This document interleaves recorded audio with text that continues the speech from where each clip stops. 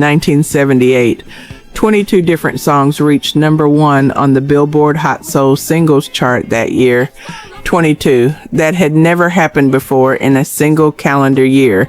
And the black artists behind those records were not simply making music.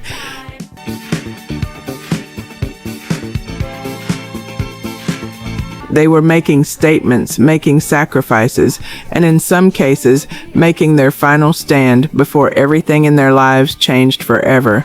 Tonight, 12 of those artists get the full story they deserve.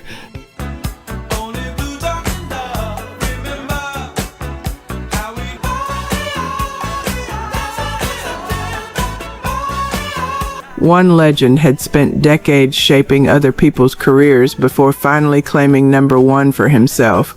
3 acts from the same musical universe all topped the chart in the same year, a fact most fans have never connected.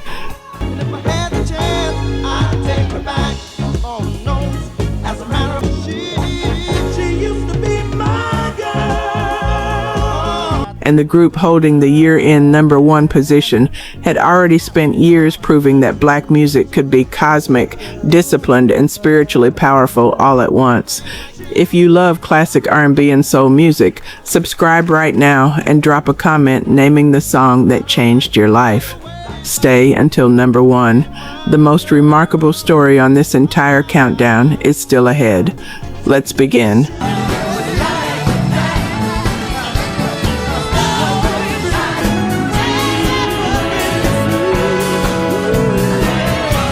Number 12, Quincy Jones, Stuff Like That.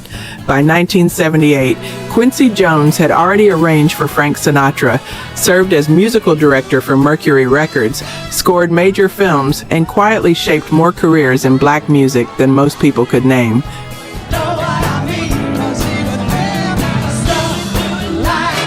He was one of the most respected minds the industry had ever produced, and he had never had a number one soul chart record under his own name. Stuff Like That changed that. Released on his album Sounds and Stuff Like That.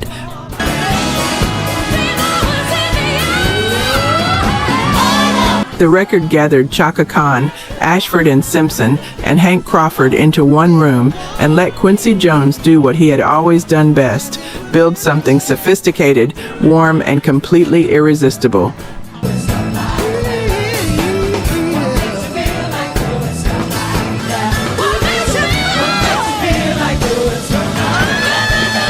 For a man who spent 30 years making other people's records historic, this one finally belonged entirely to him. What followed this period would define American music for the next decade. But that story involves a young man from Gary, Indiana, and it belongs to another documentary.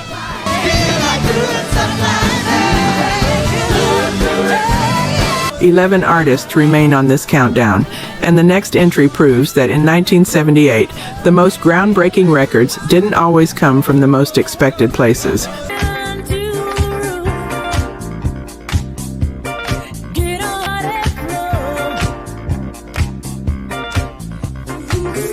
Number 11, A Taste of Honey, Boogie Oogie Oogie.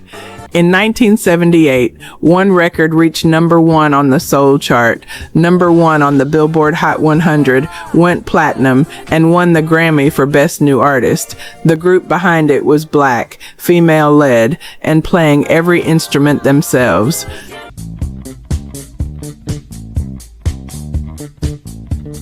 History has largely forgotten them. Tonight that changes. A Taste of Honey formed in Los Angeles around bassist Hazel Payne and guitarist Janice Marie Johnson. They were not performers waiting for a label to hand them a track.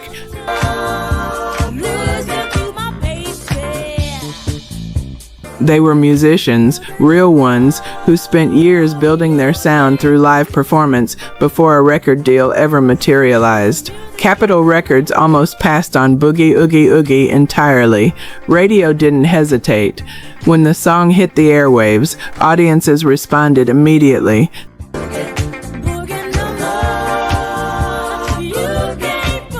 Payne's bass line was melodic, warm, and deeply human, exactly what separated this record from the increasingly synthetic disco sound surrounding it in 1978. The Grammy victory was historic. What followed was harder.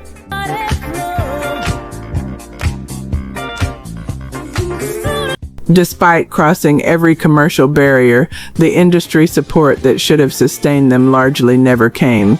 Black female artists, who led with musicianship over image, faced walls that chart success alone couldn't knock down. Their groove, however, survived everything.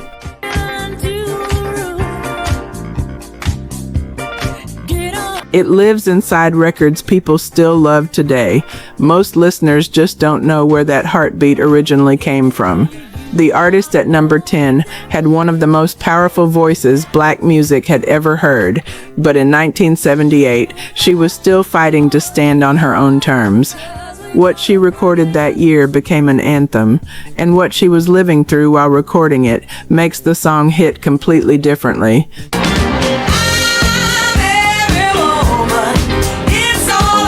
Number 10, Chaka Khan, I'm Every Woman. Nicholas Ashford and Valerie Simpson wrote I'm Every Woman with one specific voice in mind. Not a type of voice, not a category, one voice, Chaka Khan's. And when she stepped into the studio and delivered that performance in 1978, everyone present understood that something rare had just happened. What most people didn't know was what she was carrying into that room with her.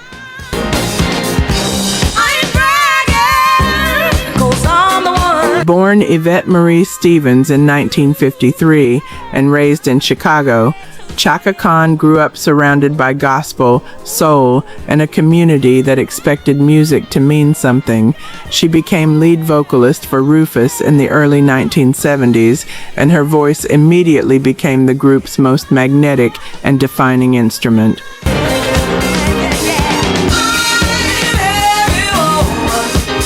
Stevie Wonder recognized it early enough to write Tell Me Something Good specifically for her. That song became a hit, but it was still a Rufus record, still someone else's name above hers. By 1978, her label was carefully developing her solo career without fully releasing her from her group obligations. She was one of the most celebrated voices in black music, and she was not yet entirely free to stand alone. I'm Every Woman became her declaration. I'm stout to some good old-fashioned love. That's what I got.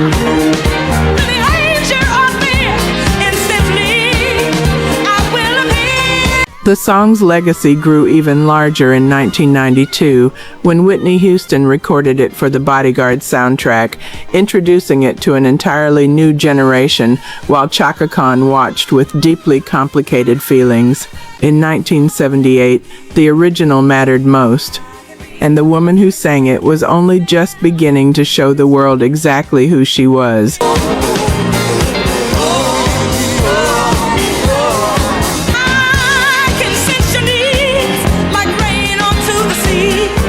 The artist at number 9 walked away from one of soul music's most beloved groups to prove he could carry a career entirely alone. His first solo number 1 was not just a hit, it was a statement. And the road he traveled to get there was longer and harder than most fans ever knew.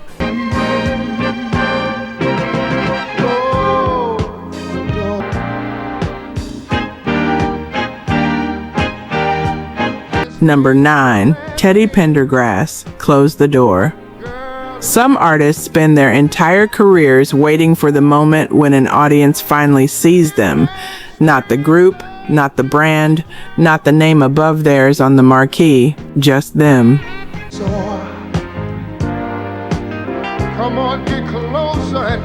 Teddy Pendergrass found that moment in 1978. And the road to get there cost him more than most people ever realized. He was born in Philadelphia in 1950 and raised by his mother after losing his father at a young age. The church gave him his earliest musical foundation, and what emerged from those years was a voice that combined raw power with a tenderness that could stop a room completely. He joined Harold Melvin and the Blue Notes originally as a drummer. Then someone heard him sing. Just to hold you in my arms. Everything changed after that. His voice became the group's most powerful weapon. Records like If You Don't Know Me By Now and Wake Up Everybody established him as one of the most emotionally commanding vocalists in all of Philadelphia soul. Audiences surged toward the stage when he opened his mouth. Women wept, men stood straighter. But Harold Melvin's name remained at the top. The tension between being the voice everyone came to hear and receiving someone else's billing was real, documented, and ultimately impossible to sustain.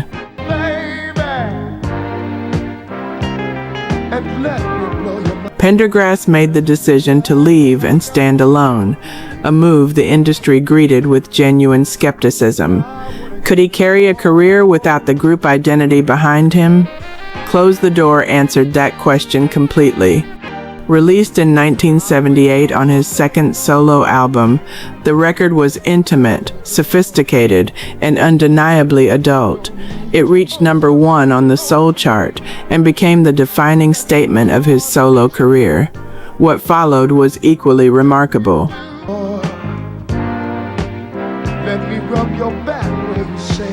His concerts exclusively for women became one of the boldest and most celebrated moves in R&B history.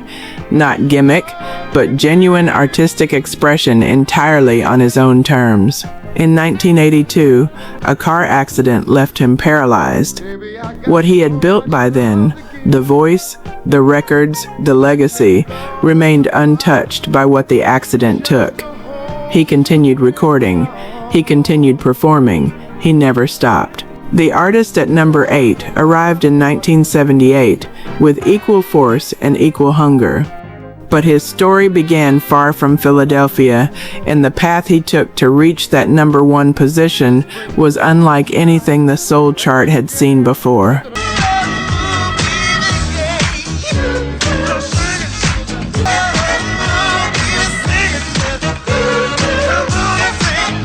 Number 8. Rick James, You and I.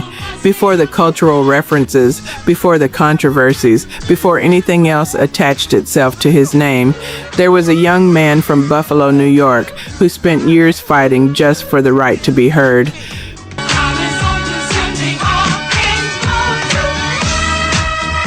When Rick James finally got his moment in 1978, he didn't ease into it. He arrived completely formed, fully committed, and entirely himself. Born James Ambrose Johnson Jr. in 1948, he grew up in a household with direct connections to the entertainment world. His mother was a showgirl. His uncle was Melvin Franklin of the Temptations. Music was never far away, neither was struggle. He enlisted in the Navy Reserve as a young man, but went absent without leave and fled to Canada, where he eventually formed a band that briefly included a then unknown Neil Young. That detail alone tells you everything about where Rick James sat musically, somewhere between worlds, comfortable in none of them, building something entirely his own. Years of pursuing a record deal followed. Labels didn't know what to do with his sound, a collision of funk, rock guitar energy, and deep soul grooves that resisted every existing category. Motown eventually signed him, recognized what he was building, and gave him room to build it.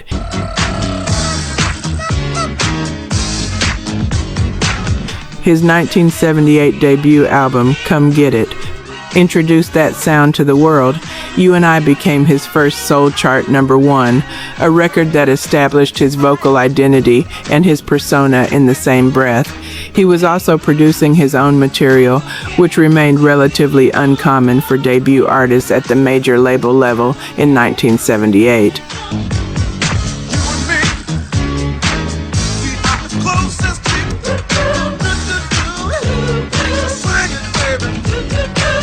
The next artist on this countdown operated inside one of the most creative and unconventional musical universes black music has ever produced. His persona was larger than life, his bass playing was genuinely extraordinary, and his 1978 number 1 was only one part of a story that begins in Cincinnati and runs straight through the heart of funk history. You might think I'm trying to be funny, baby. I'm really serious. Have you seen myself in life so far? So yes to that. Oh, I just like to say it. Number 7. Bootsy's Rubber Band. Bootzilla.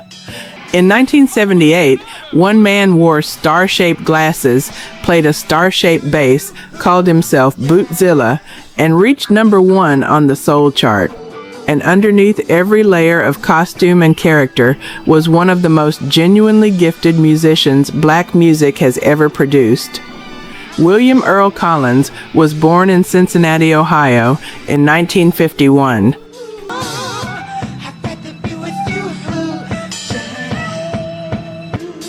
Quiet, fellas, real down. I want to hear the pops. As a teenager, he joined James Brown's band as part of the JBs. He was barely old enough to be there, but he held his own on some of the hardest-hitting funk records of the early 1970s, absorbing everything Brown demanded from his musicians: precision, discipline, and an absolute refusal to let the groove slip even slightly.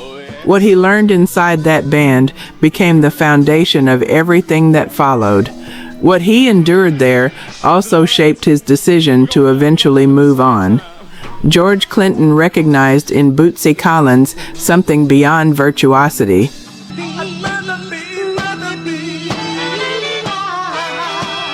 The next entry on this countdown stayed at the top of the soul chart longer than any other song that entire year, 6 weeks. And the record it belonged to was not simply a funk anthem, it was a declaration. Everybody right here, give me that backbeat, Tyrone. Give me that back. One chance for you and me. I say it is my chance to dance. Number 6. Funkadelic, One Nation Under a Groove. 6 weeks, that is how long One Nation Under a Groove held the number 1 position on the Billboard Hot Soul Singles chart in 1978. No other song that year came close.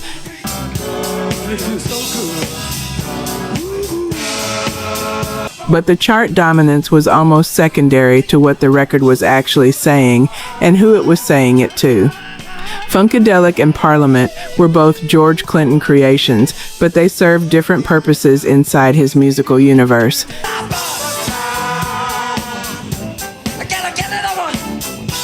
Parliament was polished, horn-driven, and concept-oriented. Funkadelic was rawer, rock-influenced, guitar-heavy, and willing to go places that made both black and white radio programmers genuinely uncomfortable. By 1978, that discomfort had transformed into dominance.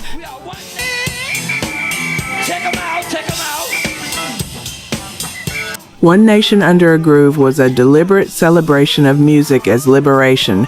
The title carried political weight without requiring a single protest lyric. The groove itself was the argument that joy, unity, and black expression belonged together and could not be separated by anyone or anything.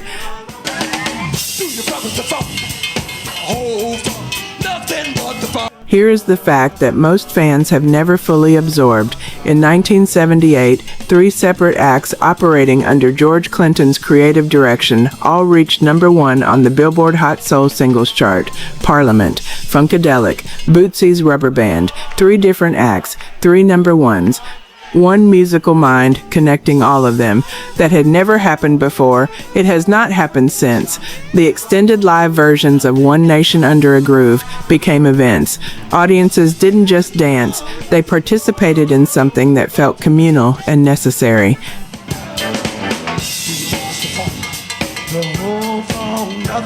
The record's influence on hip-hop is direct and thoroughly documented. Its philosophical DNA runs through decades of black music that followed. In a year when black music refused to be contained by any single sound or style, Funkadelic spent 6 weeks at number 1, reminding everyone exactly what groove was capable of when it carried real intention behind it. 2 George Clinton acts have now appeared on this countdown.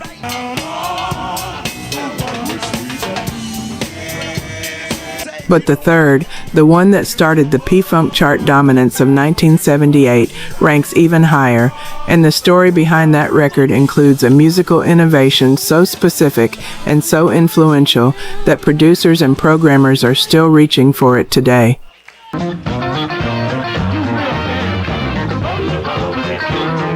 Number 5. Parliament, Flashlight. Before One Nation Under a Groove spent 6 weeks at number 1, before Bootzilla claimed its own spot at the top, there was Flashlight, the record that started the P-Funk chart dominance of 1978 and introduced a musical innovation so influential that its fingerprints are still found on records being made today.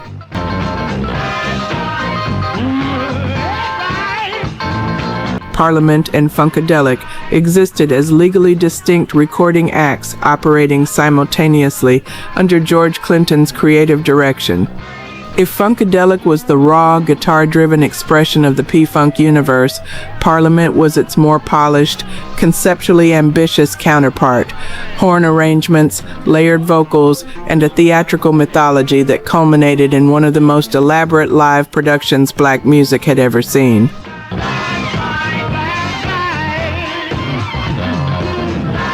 The mothership had already landed by 1978.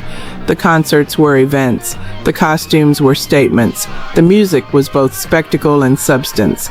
But Flashlight introduced something that went beyond spectacle entirely. Bernie Worrell played the bass line on a synthesizer. That single creative decision changed the sound of black music in ways that are still being measured. Worrell was a formerly trained classical pianist who chose funk, and what he brought to that synthesizer was not simply technical skill, but genuine musical intelligence.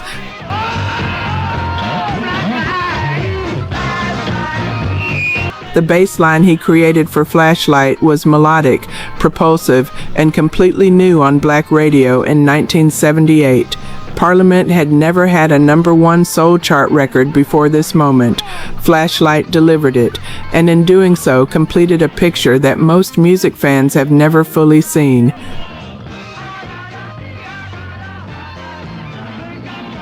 If these stories are adding new layers to music you thought you already knew completely, this is a good moment to subscribe so you never miss another documentary on this channel. Drop a comment telling us your favorite P-Funk memory, your favorite song from 1978, or the artist on this countdown whose story surprised you most.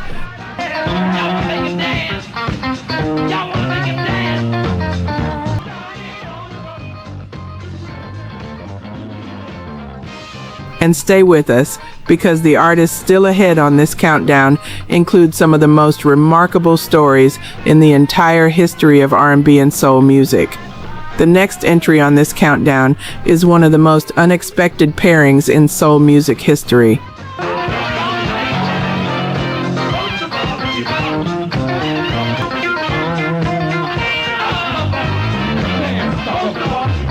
Two artists from completely different generations, different musical worlds, and different career trajectories walked into a studio together, and what they created reached number 1 on both the Soul Chart and the Billboard Hot 100 simultaneously. Neither of them had ever done that before, and neither of them saw it coming quite like that.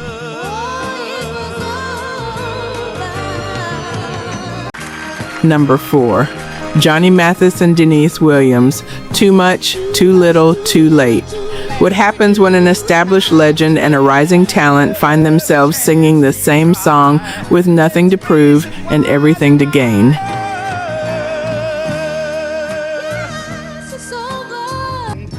In 1978, Johnny Mathis and Denise Williams answered that question with a record that reached number 1 on the Hot Soul Singles chart and number 1 on the Billboard Hot 100 in the same week. Neither of them had ever topped the soul chart before.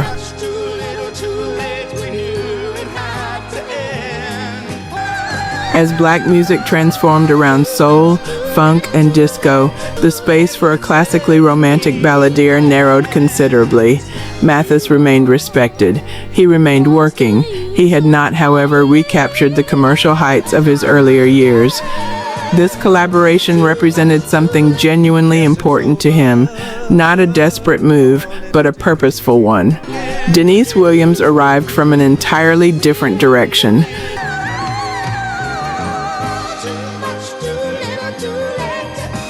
By 1978, she was an artist in clear ascent, which made the Mathis pairing both strategically sound and genuinely inspired.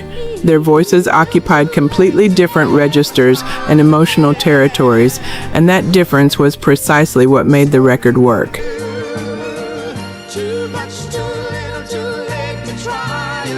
Too Much, Too Little, Too Late was produced to give both voices room to complement without competing. The result was a record that felt warm, adult, and emotionally true in a way that crossed every demographic line the music industry had drawn. A double #1, a Grammy nomination.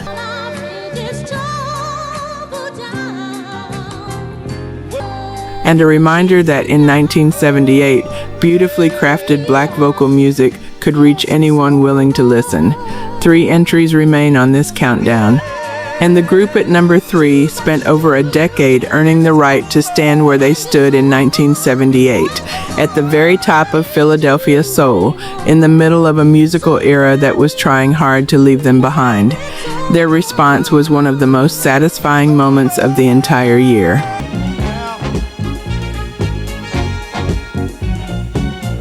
Number 3, The O'Jays, Used to Be My Girl.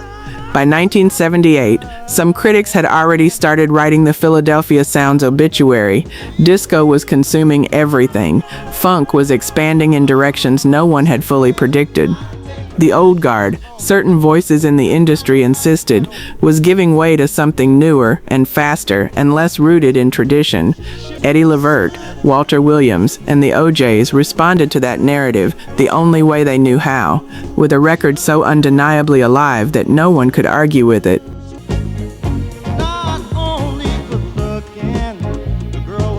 Their story did not begin in glory. The group formed in Canton, Ohio, in the late 1950s, first as the Mascots, then later renamed the O'Jays in honor of Cleveland disc jockey Eddie O'Jay, who believed in them and supported them early when very few others did. They spent years grinding through modest success, label changes, and personnel shifts before finding the creative home that would finally match their ambition. That home was Philadelphia International Records. And the partnership they found there with producers Kenny Gamble and Leon Huff became one of the most fruitful creative relationships in the entire history of soul music. Backstabbers, Love Train, For the Love of Money, these were not simply hits.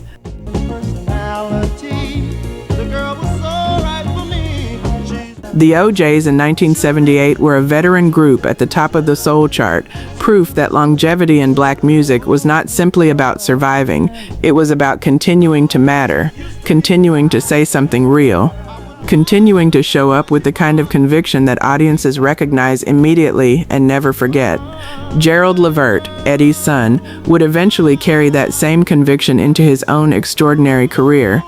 The musical lineage that flows through the Levert family is one of the most beautiful stories in all of R&B, and it begins right here, with a father who spent 20 years proving that Philadelphia soul was nobody's footnote.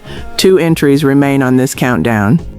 And the artist at number 2 built one of the greatest records of 1978 out of a single night of frustration, cold air, and a door that should have been open but wasn't.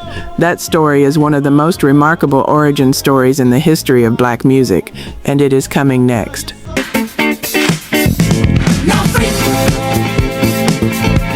Number 2, Chic, Le Freak. Le Freak became one of the best-selling singles in Atlantic Records history. It reached number 1 on the soul chart. It defined a moment in 1978 that still sounds immediate today. And it was written in approximately one night by 2 men standing outside a door that had just been closed in their faces. That is not a metaphor. That is exactly what happened. Nile Rodgers was born in New York City in 1952. Bernard Edwards was born in North Carolina the same year. They found each other in the New York music scene, recognized something in their musical partnership that neither could fully articulate, but both could feel immediately, and began building what would become Chic, a vision of disco that was sophisticated, black, musically precise, and completely irresistible on any dance floor anywhere in the world. They stood outside in the cold and felt exactly what that rejection felt like. Then they went back to their apartment and started writing. The original version of what became Le Freak reportedly expressed their frustration in considerably more direct language than the finished record. I do what I'm told, just one try, and you too will. The decision to transform that raw anger into something celebratory, to take a moment of exclusion and turn it into an invitation for everyone, was a creative choice that changed everything. It was also, in its own quiet way, a profound statement about what black artistry does with pain. The production that Rodgers and Edwards built around that experience was immaculate. Nile Rodgers' rhythm guitar tone became one of the most imitated sounds in the history of popular music.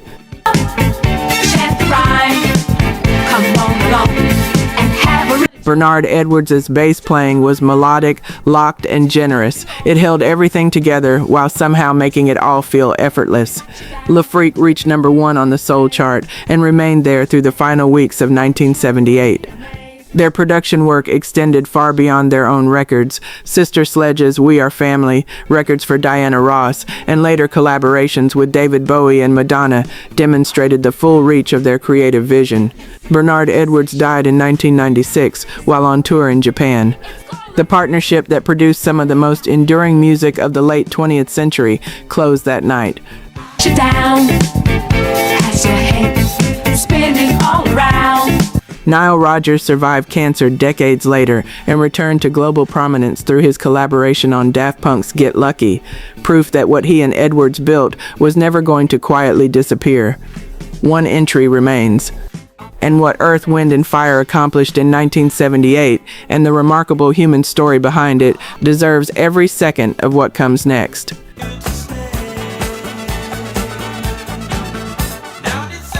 #1. Earth, Wind and Fire. Serpentine Fire. At the top of the 1978 year-end Billboard Hot Soul Singles chart sat a band that defied every category the music industry had prepared for them. Earth, Wind and Fire was cosmic and disciplined, joyful and spiritual, rooted in black tradition and universal in its reach. Serpentine Fire was the year's #1 year-end soul song. And the story of how Maurice White, Philip Bailey, and their extraordinary collective arrived at that moment is one of the most remarkable in the history of American music. Maurice White was born in Memphis, Tennessee in 1941.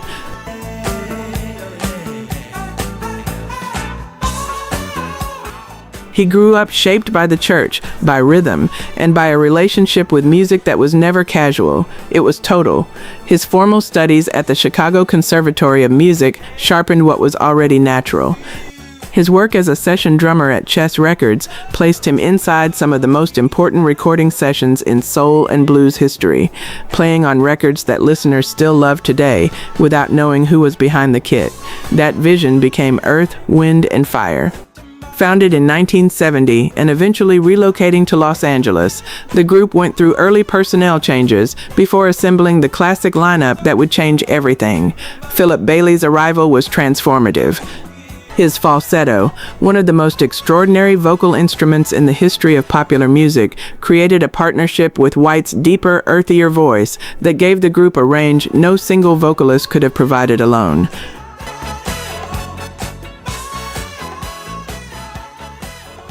The band's embrace of Egyptian imagery, astrology, and African musical tradition was not marketing. It was Maurice White's genuine worldview, translated into costumes, album art, concert staging, and most importantly, into the music itself. Earth, Wind and Fire asked their audience to expect more beauty, more intention, more spiritual depth, and their audience responded with unwavering devotion. Shining Star in 1975 announced their commercial arrival. That's the Way of the World confirmed their artistic ambition. The albums that followed, Gratitude, Spirit, All in All, built one of the most consistent and celebrated bodies of work in black music history. What most fans did not know during this peak period was what Maurice White was already carrying privately.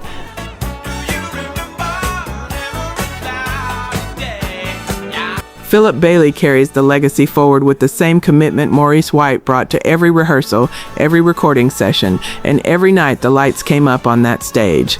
In a year with 22 different #1 soul singles, Earth, Wind, and Fire held the year-end top position. That is not a coincidence. That is what happens when vision, discipline, talent, and genuine love for the music all occupy the same space at the same time. 22 #1s, 12 extraordinary stories. One year that proved black music could be everything. Cosmic and gritty, intimate and enormous, brand new and deeply rooted, all at once. If this documentary brought back a memory, taught you something you didn't know, or deepened your appreciation for the artists who built R&B and soul music, please subscribe, like, and share it with someone who loves this music the way you do. Drop a comment telling us which artist or song from 1978 lives deepest in your heart. We read every single one. The next countdown is coming. More legendary black artists, more hidden stories, more music that changed everything. We will see you there.